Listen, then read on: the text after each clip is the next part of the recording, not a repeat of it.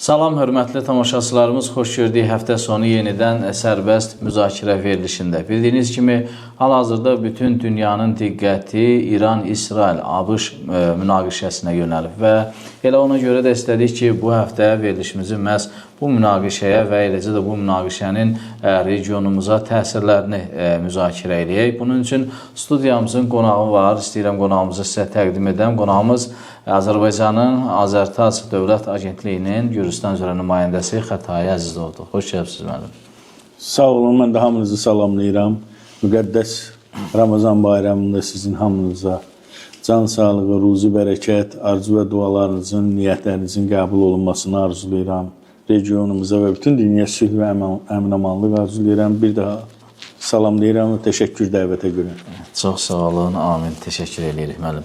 Müəllim, ümumiyyətlə artıq bilirik ki, fevral ayının 28-dən bütün dünyanı belə deyək, sirkələyəcək bir münaqişənin şahidiyik və bütün hər bir ölkənin, hər bir region ölkələrini istəyər, o region istər bizim region ölkələrinin diqqəti məhz bu münaqişədədir və ara sıra bu münaqişə həm də müxtəlif vasitələrlə, yollarla bizə də təsir edir. Bu, siyasi və iqtisadi baxımından fərq etmir.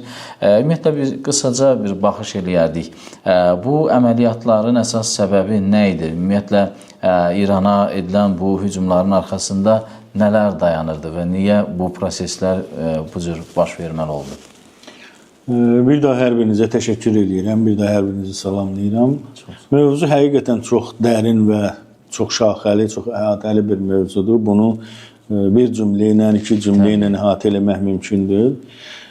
Fevral ayında dediyiniz o başlayan əməliyyat, hücumlar İrana qarşı, bu ilk hücum deyildi. Yadınızdadırsa bir müddət bundan əvvəl də 13 günlük bir müharibə oldu və o zaman da İsrail dövləti İran dövlətinin müəyyən obyektlərinə hücumlar təşkil elədi, bəzi obyektləri dağıtdı və s. və ilaxır.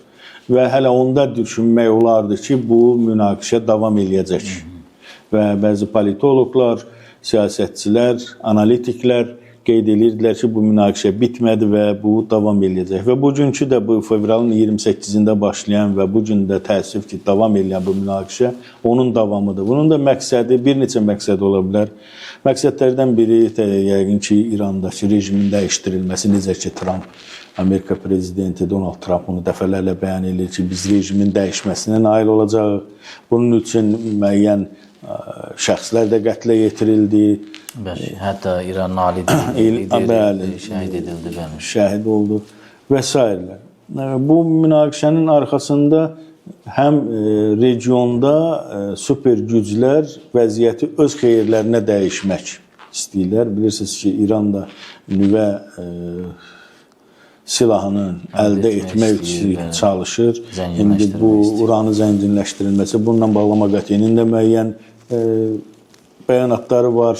Baxmayaraq ki, onlar da heç təsdiq eləmədilər ki, İran bunu həqiqətən uranı zənginləşdirilməsini və nüvə silahını əldə etməyə çalışır. İş bu təsdiq bəzi məsələlərdə. Dövlət tərəf qəbul etmir bu iddianı və bildirir ki, biz sadəcə dinc məqsədlər üçün istifadə edirik. Bəli, dinc məqsədlər üçün istifadəsi, bu da hər bir dövlətin öz daxili işidir. Necə ki, bugün tutaq ki, Ermənistanda atom elektrik stansiyası və ikincinin tikintisi ilə bağlı müəyyən danışıqlar gedir. Yəni, bu barədə, bu baxımdan bunun nüvə başlığı ilə əlaqəli olmasını demək də biraz sadəlövhlük olar. Ona görə də bunun arxasında çox... İranın dini kəsimi də ölkəni, belə deyək də, şəhid olan ali dini lider də ümumiyyətlə belə bir fətva vermişdi. Çünki bilirsiniz, İranda bəzi məsələlər də fətvadan asılıdır ki, kütləvi qırğın silahı olacaq nüvə silahının əldə olunmasına yəni icazə vermirdi.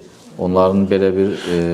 Təbii ki, yenə deyirəm, dövlətlər özlərinin niyyətlərini açıq elan edirlər ki, mən bundan dinc məqsədlər üçün, enerji istehsalı üçün və s. üçün bundan istifadə edirəm. İndi onun necə başa düşülməsi, o yenə deyirəm, regionda güc balansını öz xeyrinə dəyişmək istəyən başqa super güclər var ki, bunların ola bilsin ki, mən fikirləşirəm ki, siyasətinin nəticəsidir.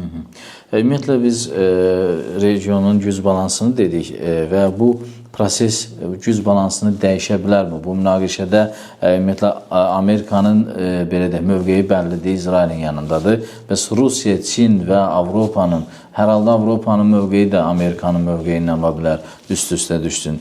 Burada böyük faktorlar Çin və Rusiyada var. Bunları necə qiymətləndirərsiniz? Artıq dünyada qütbləşmənin olması heç kəsə sir deyil. Bəli. Bu elə Rusiya-Ukrayna müharibəsindən başladı. Rusiya-Ukrayna müharibəsində də biz bunu gördük. Avropanın, bütün Amerikanın Rusiyaya qarşı olması, bəziləri iddia eləyirdi ki, hətta Rusiya-Ukrayna müharibəsi bir aya başa çatacaq, ancaq görürsünüz ki, neçə ildir davam eləyir.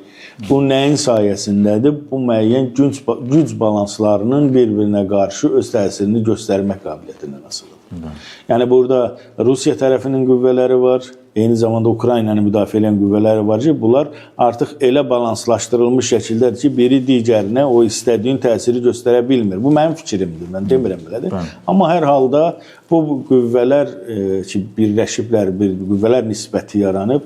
Bu nisbətin sayəsində mən düşünürəm ki, bu münaqişə tezliklə və ən başlıcası diplomatik yolla başa çatmalıdır. Mənim fikrim budur. Yəni düşünürsünüz ki, bu baş verə bilər. Bəli. Amma hal-hazırda biz görürük ki, nə İran, nə Amerika, nə İsrail hələ ki geri çəkilmək istəmir. Təbii burada heç biri bunlar hansısa bir mənim fikrimcə hansısa birinin bu dəqiqə geri çəkilməsi onun məğlubiyyətidir. Müharibənin uduzması deməkdir.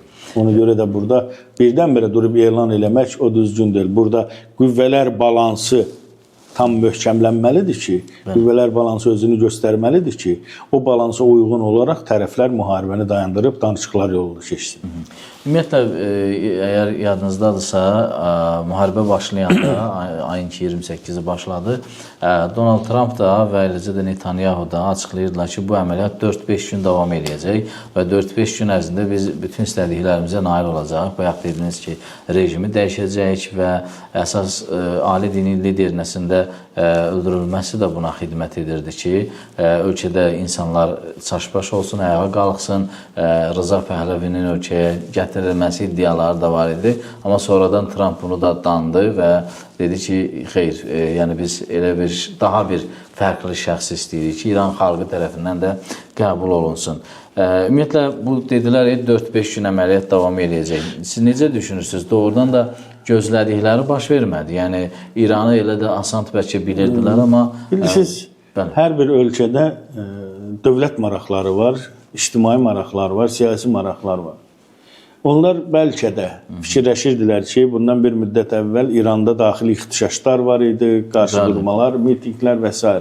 Bəlkə də onlar fikirləşirdilər ki, bu ixtişaşlar daha da alovlanacaq və onda İranda rejimi dövlət çevrilişi eləmək mümkün olacaq. Lakin hadisələr göstərdi ki, xeyr, İran xalqı da dövlətini müdafiə eləməyə qadirdir və dövlətdən imtina eləmədilər. Dövlətə üz çevirmədilər və münaqişələri dayandırdılar.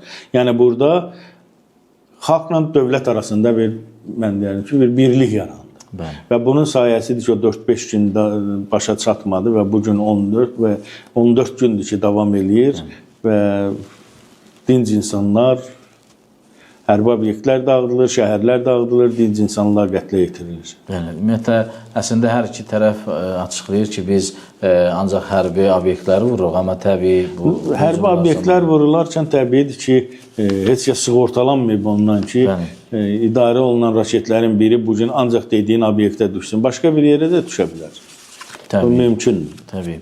Müəllim, əsas məsələni keçək bizim regiona. Çünki bizim üçün mühümdür ki, bəs bu münaqişə bizə necə təsir edir. Təbii, heç kəs istəmir dünyamızda müharibə olsun, amma bəzi hallar istəsək də, istəməsək də baş verir. Ümumiyyətlə, münaqişənin genişlənərək Cənubi Qafqaz və Türkiyəyə də təsirini necə qiymətləndirirsiniz? Bu mümkündürmü? Zaten bəzi hücumlar, raket hücumları oldu, dron hücumları oldu. Və dediyiniz kimi, bəzi raket və dron hücumları oldu. Deməli, bu onu göstərir ki, münaqişə daha da genişlənə bilər. Yəni, təhlükə var yəni. Bəli, lakin bu münaqişənin daha da genişlənməsinin qarşısını almaq üçün dövlətlərin başçılarının bir praqmatik siyasəti, münaqişəyə bir dolğun baxışı lazımdır.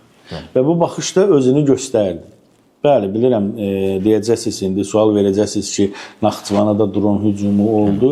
Bilirsiniz ki, bununla bağlı Azərbaycan prezidenti cənab İlham Əliyev öz mövqeyini ortalığa qoydu, məsələyə münasibət bildirdi. Ondan sonra Azərbaycanın Xarici İşlər Nazirliyi, prokurorluğu və Xarici İşlər Nazirliyi çağırıldı. Bəli, bəzi addımlar atıldı və bundan sonra da İran prezidenti cənab Pezeşkiyan çıxış elədi. Hadisə ilə bağlı telefon danışıqları oldu və özünün üzrxahlığını bildirdi. Və bundan sonra da daha bir mütərəqqi addım da Azərbaycan tərəfindən yeni atıldı. Bilirsiniz ki, Azərbaycan özü İrana humanitar yardım göstərdi. Orada tibbi avadanlıqlar, ərzaq, geyim və s. var idi. Eyni zamanda Rusiyanın da humanitar yardımını öz ərazisindən İrana keçməsinə şərait yaratdı. İrandan xarici ölkə vətəndaşlarının öz ölkələrinə getməsinin məsələn təxliyəsini təmin elədi. Bu Azərbaycanın məsələn xoşməramlı bir addımlarıdır. Xoşməramlı addımı, sülhsevər addımıdır və hesab edirəm ki, bu cür addımları onlar da nəzərə alırlar və daha da genişlənməsinə heç özləri də razı olmazlar. Və müəllim, biz əsas o telefon danışığına diqqət çəkək. Orada Pezeşkiyan daha sonra açıqlamalarında qeyd etdi ki, biz yəni dövlətin marağında deyil qonşu ölkələrə, xüsusən Azərbaycana, İrana. Bəli, mən qeyd elədim ki, dövlətlərin başçılarının fikirləri və mütərəqqi addımları bir daha onu göstərdi ki, bu dövlətlər onun marağında deyil. Eyni zamanda İran, dövlət başçısının, prezidentin dediyi kimi, İran dövləti də onun marağında deyil ki, bu daha da genişlənsin, qonşu Azərbaycanla, Gürcüstanla, Türkiyə ilə münasibətlər. Yeni cəbhə açılmanın tərəfdarı deyil və bu İrana xeyir deyilə zərbəti. Təbii ki, o zaman belə görünür ki, İranın daxilində olan bəzi qüvvələr var ki, qonşu ölkələri də bu münaqişəyə cəlb etmək istəyirlər. Təbii, bu mümkündür. Xarici qüvvələrin təsiri altında olan daxili qüvvələr var. Hər bir ölkədə belə bir şeylər mümkündür və onların əli ilə ola bilər ki, bu cür təxribatlar olsun, təxribatlar törədilsin. Bu mümkündür. Və bunu istisna eləmək özü sadəlövhlük olardı. Biz bilirik ki, müəllim, Azərbaycan, Gürcüstan, Türkiyə, ümumiyyətlə, nəsə əlavəniz varsa? Deyin, buyurun. Gürcüstan bizim yaşadığımız ölkə. Bunların Amerika ilə müəyyən bir tərəfdaşlıqları var və bu münaqişədə də Amerika birbaşa iştirak edir, belə deyək, açıq şəkildə. Ümumiyyətlə, necə düşünürsünüz? Bu ölkələrin mövqeyi ilə bu prosesdə nələr baş verə bilər və ya harada dayanmalıdırlar bu prosesin və ya bu gün harada dayanırlar? Prosesləri diqqətlə izləyən adamsınız. Mən bilirəm ki, mətbuatda da, saytınızda da, portalınızda da, televiziyada da bu barədə müxtəlif informasiyalar yayırsınız. Əgər diqqət yetirsəz, görərsiniz ki, hələ münaqişə başlamamışdan qabaq Azərbaycan elan elədi ki, öz hava məkanından İrana qarşı hücumlara imkan verməyəcək. Eyni zamanda Türkiyə dedi ki, biz bu münaqişədə iştirak eləmirik və ərazimizdən İrana qarşı hər hansı bir hərbi əməliyyatların yerinə yetirilməsinin icrasına imkan verməyəcək. Eyni zamanda Gürcüstan da elan elədi. Gürcüstan dövləti də bu baxımdan hökuməti çox ağıllı addım atdı və imkan vermədi ki, öz hava məkanından imkan vermədi ki, İrana qarşı hücumlar təşkil olunsun. Bu bir daha onu göstərir ki, bizim Cənubi Qafqaz ölkələri deməli bu münaqişədə maraqlı deyillər. Hamısı sülhün tərəfdarıdırlar. Hamısı günahsız insanların qətlinin əleyhinədirlər. Ümumiyyətlə, müharibə heç bir vaxt xoşbəxtlik gətirmir. Müharibə həmişə acı, müharibə həmişə göz yaşı, müharibə həmişə çətinliklər, problemlər yaradır. Müharibə həmişə qlobal müharibələr həmişə hər bir ölkələrin əhalisinin artımına mənfi təsir göstərən bir şeydir ki, yəni bunu heç bir dövlət mənə elə gəlir ki, sülhsevər, Azərbaycan kimi sülhsevər dövlətlərin heç biri bunu qəbul eləməz. Bəli. Ümumiyyətlə, Gürcüstanın da biz mövqeyini son dövrlər gördük və Gürcüstan hökuməti, belə deyək, bu münaqişənin tezliklə həll olunmasını istədi. Yəni, Gürcüstan tərəfi və İrana da açıq məktubla həm baş sağlığı göndərdilər, həm yeni liderin seçilməsinə təbrik məktubu göndərdi baş nazir.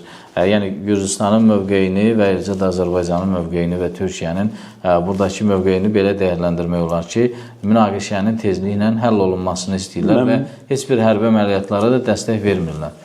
Azərbaycanın mövqeyindən danışarkən bir şey də qeyd eləmək yerinə düşər ki, yaxşı olar ki, bilirsiniz ki, İranın ali dini liderinin qətlindən, şəhid olmasından sonra Azərbaycan prezidenti yeganə prezident olaraq ilk olaraq getdi İran səfirliyinə və orada başsağlığı kitabına öz ürək sözlərini yazdı və İran xalqı ilə həmrəy olduğunu bir daha. Çünki heç bir dünya ölkəsində heç belə bir şey yox idi, amma Azərbaycan prezidenti belə bir addımı atdı və o eyni zamanda özünün də dediyi kimi Azərbaycan dövlətinin, Azərbaycan xalqının mövqeyini orada bir daha nümayiş etdirdi. Yəni bu bir daha göstərir ki, Azərbaycan bu cür münaqişələrin, müharibələrin tam əleyhinədir. Bilirsiniz, Azərbaycan özü müharibədən əziyyət çəkmiş dövlətdir.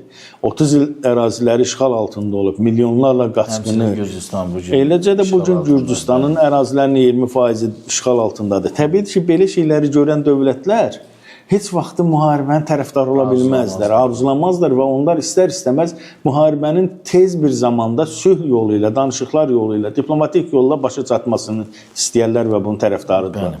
Burada biraz haşiyədən kənara çıxıb mən sizə Azərbaycanın mövqeyi ilə bağlı bəzi şeyləri də çatdırmaq istəyirəm. Bunu tamaşaçılarımız da, dinləyicilərimiz də bilsinlər. Bilirsiniz ki, bu yaxınlarda Avropa İttifaqı Şurasının prezidenti Antonio Costa da Azərbaycana səfər eləmişdi.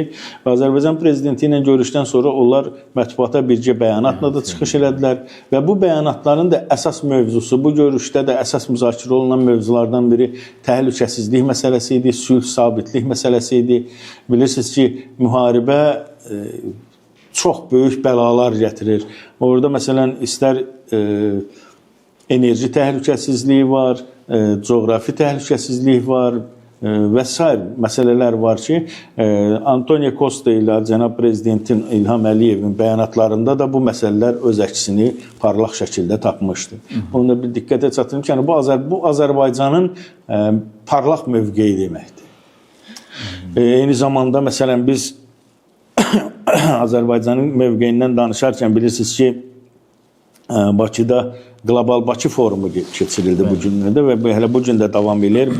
Bu forumda bilirsiniz qlobal təhlükəsizlik və nə idi forumun adı? Qlobal təhlükəsizlik və güc tarazlığı, beynəlxalq hüquqa hörmət, yeni məsələlər, yeni çağırışlar və s. bu məsələlərin ehtiva edən bir forumun çağırılması özü təkcə Azərbaycanın deyil, regionun və dünyanın bu məsələyə bir daha diqqətin cəlb olunmasıdır. Çünki əgər diqqət yetirsək bu Bakı Qlobal Forumunda iştirak edənlərə həm fəaliyyətdə olan prezidentlər, həm sabiq prezidentlər, həm baş nazirlər, nazirlər, sabiq parlament rəhbərləri, indiki parlament rəhbərləri, yəni o qədər zəngin, o qədər təcrübəli siyasətçilər var ki, və bu siyasətçilərin iştirakı ilə keçirilən müzakirələrdə yenə də qlobal təhlükəsizlik, qlobal yəni müharibələrə qarşı, münaqişələrə qarşı birgə bəyanatların verilməsi, çıxışların olması, enerji təhlükəsizliyində, nəqliyyat və infrastrukturun bərpasında, qlobal layihələrin həyata keçirilməsi, insanların firavan yaşaması üçün, insan azadlıqları üçün atılacaq mühüm addımlar, bunlar həqiqətən çox təqdirə layiq hərəkətlərdir və düşünürəm ki, dünya ictimaiyyəti, eləcə də Gürcüstan ictimaiyyəti bunu yaxşı, müsbət qiymətləndirir. Aydındır müəllim.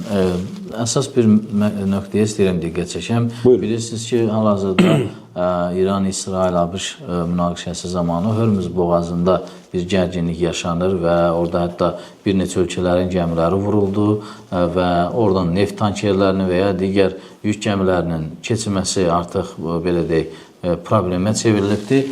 Həmin bu müddətdə də dünya bazarında artıq neftin qiymətində bir artım müşahidə olunur. Təbii, heç şübhəsiz ki, o bizim regiona da təsir edəcək və bu proseslər gedən zaman Amerika Rusiyanın sanksiya tətbiq etdiyi bəzi gəmilərindən sanksiyaları qaldırır ki, onlardan o neftlərdən ala bilərsiniz. Ümumiyyətlə, bəs bu proses dünya neft bazarına, dünya iqtisadi bazarına necə təsir edəcək? Mən bayaq qeyd elədim, bir daha təkrarçılıq olmasın deyim. Bilirsiniz, müharibələr təkcə insan ölümü, insan tələfatı deyil. Təkcə ərazilərin işğalı deyil. Müharibələr eyni zamanda qlobal enerji bazarına, enerji təchizatına mühüm, mənfi təsir edən bir vasitədir.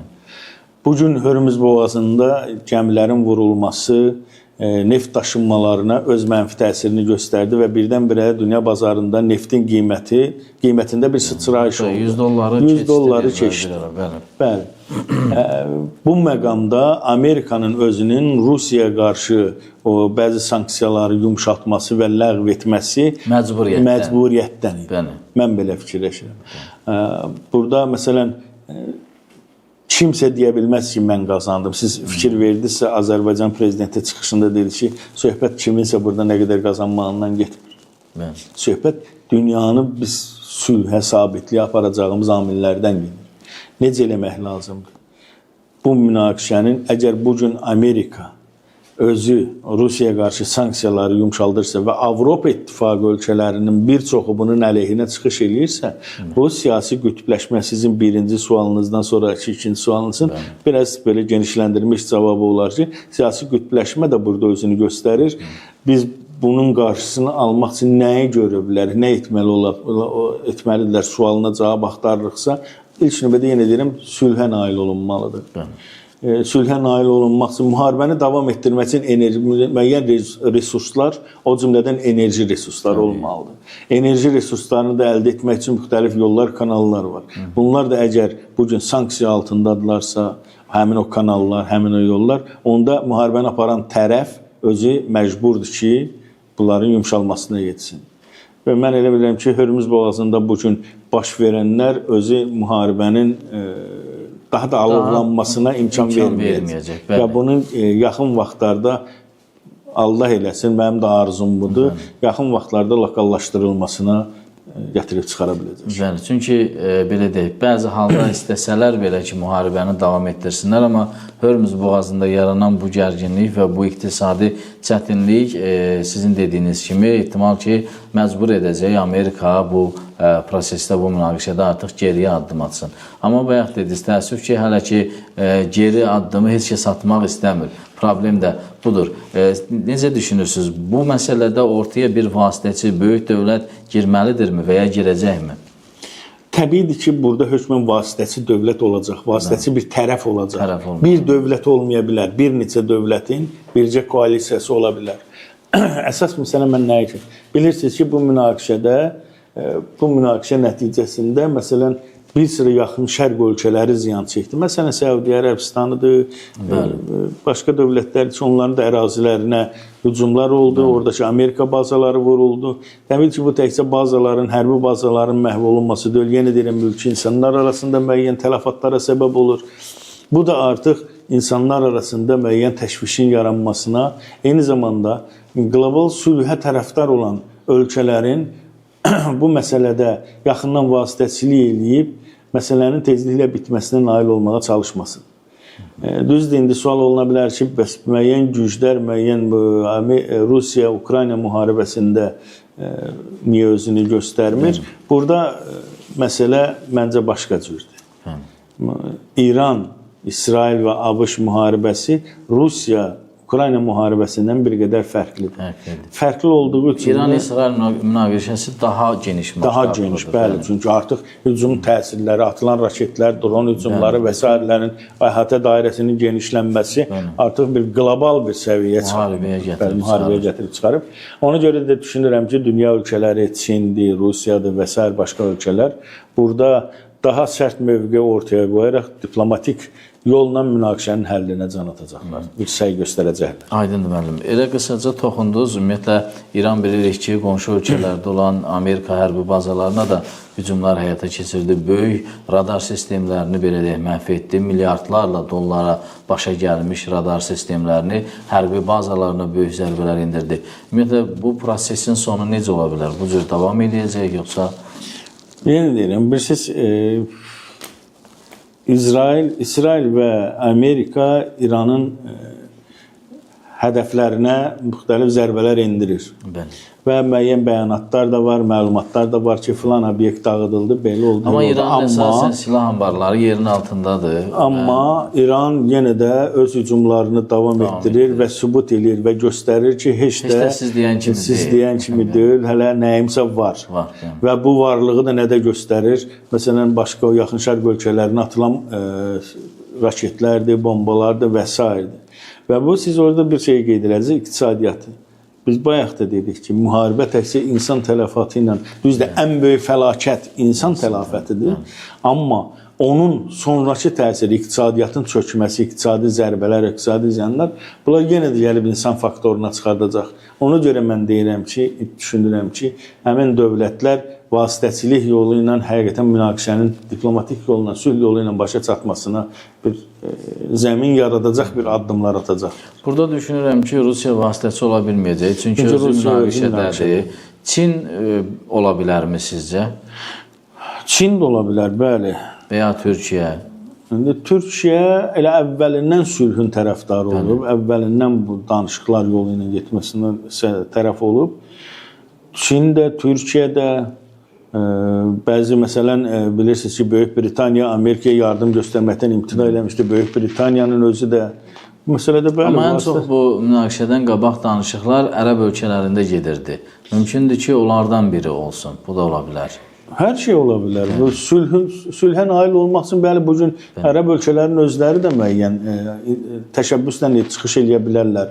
Yəni bu yenə deyim, elə bir münaqişədir ki, artıq elə bir qlobal bir xarakter alıb ki, burada bir tərəfli proqnoz irəli sürmək mümkün deyil. Kənarda durub demək ki, bizə aidiyyatı yoxdur, bu da mümkün deyil. Bu da mümkün deyil.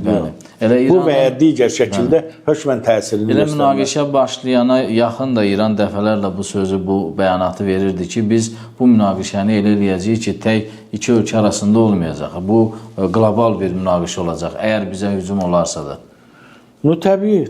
Yenə deyim, bayaq dedi ki, hər bir dövlətin özünün müəyyən attığı və atacağı addımlar var. Və bu addımların qarşısında heç kəs, məsələn, bir tərəfli qaydada edə biləməz ki, İran bu müharibədə udacaq, ya nə bilim udacaq, və yaxud da İsrail udacaq, ya udacaq. Mən yenə deyirəm, müharibə əgər davam eləsə, çox da davam eləyə bilməz. Çünki enerjilərin tükənməsi, resursların tükənməsi və daha böyük qlobal xarakter alması, ya tamamilə genişlənib hər şeyi məhv eləməlidirlər, ya da sülhə getməlidirlər. Və burada da ən yaxşı variant sülh. Mən də inanıram ki, məsələn, niyə ki, Azərbaycan tərəfi, məsələn, kiçik dövlət olsa da böyük siyasi gedişləri var. Təbii. Böyük siyasi arenada... Bugün Amerikanın çox yaxın... Bəli, Amerikadan çox yaxşı münasibəti var, İsraillə də çox yaxşı münasibəti var, İranla da çox yaxşı dostluq, qardaşlıq münasibəti var. İranda yaşayan Azərbaycanlılar var və bunlar heç vaxt diqqətdən kənarda qala bilməz. Yəni, mən bunu nəyə görə deyirəm? Azərbaycan kiçik dövlət olsa da, amma böyük siyasətdə, böyük siyasi oyuncu kimi çıxış edir. Əslində, yaxşı vasitəçi rol oynaya bilər bugün. Ümid edək ki, belə də olar. Mən istəyərdim ki, belə Azərbaycan bilirsiniz ki, münaqişədən çıxdı. Çıxandan sonra da bütün dünyaya sübut elədi ki, hətta güllə atmadan belə əraziləri işğaldan azad eləmək olar. Və bunun nəticəsi olaraq təcavüzkar tərəf olan Ermənistan da bu siyasətlə razılaşdı. Və bugün, yəqin siz Cənab Prezident İlham Əliyevin çıxışındakı bir fikrə də diqqət yetirdiniz. Ermənistanla bağlı ki, Ermənistan qlobal daşınmalarda artıq tranzit ölkəyə çevrilə bilər, sülh çağırışları ilə və s. məsələn diqqət cəlb eləyə bilər. Eyni zamanda Nikol Paşinyan, Ermənistan baş nazirinin çıxışları həmən müəyyən nəqliyyat qovşaqlarının birləşməsindən, açılmasından maraqlı olması, sülhə dəstək verməsi, eyni zamanda heç bir xahiş, telefon zəngi və s. olmadan Avropa Şurası ilə Gürcistan arasında bir növ vasitəçilik rolunu göstərməsi. Bu onu artıq göstərir ki, Cənubi Qafqaz ölkələri o münaqişəli dövrdən çıxıb sülhə doğru, sabitliyə, təhlükəsizliyə, inkişafa doğru bircə addım atmaq istəyən bir bölgədir və bu bölgədə çox böyük rol oynaya bilər. Bu möhkəmlənsə, bu şeyləri yarada bilsə, yəni inanıram da ki, artıq yaranıb və möhkəmlənəcək. İnanıram ki, bölgəmiz, Cənubi Qafqaz bölgəsi, xüsusən bu üç ölkə, eyni zamanda Türkiyə, dünya miqyasında, dünya siyasətində daha böyük rol oynaya biləcəklər. İnşallah. Təşəkkür edirəm müəllim. Mən sizə təşəkkür edirəm. Çox maraqlı nöqtələrə diqqət çəkdiniz və ümid edirik ki, həqiqətən bu münaqişə tezliklə sülh yolu ilə həll olunacaq. Çünki bu münaqişə bayaq da qeyd etdiyiniz kimi genişlənərsə, bütün nəinki həmin region, bizim regionlara da böyük problemlərə gətirib çıxara bilər. İnşallah ki, dediyimiz kimi də olacaq, bu münaqişə tezliklə lokallaşacaq və sülh yolu ilə, diplomatik yolla başa çatacaq. Bir daha sizin hər birinizi qarşıdan gələn Ramazan bayramı və Novruz bayramı münasibəti ilə təbrik edirəm. ilimiz daha uğurlu olsun, İnşallah. ruzili, bərəkətli, xeyirli ömür, can sağlığı, bayramınız bir daha mübarək. Çox sağ olun, təşəkkür Siz də edirəm. sağ Var olun. olun. Əziz tamaşaçılarımız, bugünkü verilişimiz də burada yekunlaşır. Növbəti həftə sonu yenidən görüşmək ümidi ilə sağ olun, salamat qalın.